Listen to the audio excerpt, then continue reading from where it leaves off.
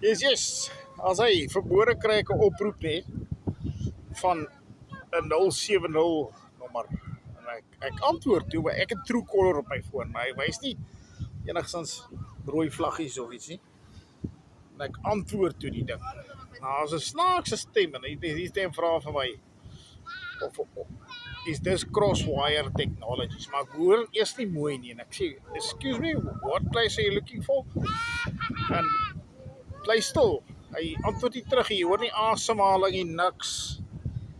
Weer vra hy, is dis crosswire technologies? Ek sê nee. Hy sê thank you, sit in die foon neer.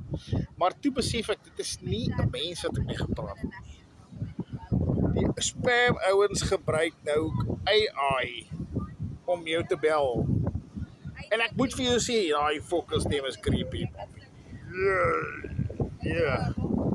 Nee, dit laat my dink, gaan die robotte ook so klink? Daar's geen emosie in daai stem nie. En ek het dadelik agtergekom, dis nie, iets is nie lekker hier.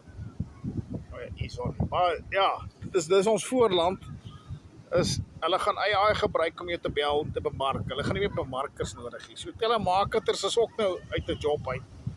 Want die AI gaan dit nou sommer doen.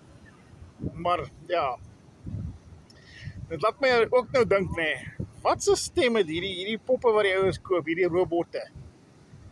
Dis daai robotte wat soos 'n vrou lyk, nee. Wat se stem het sy? Hoe gaan sy klink? Gaan sy ook so creepy klink? Dis maar net goed wat ek oor wonder, jy weet.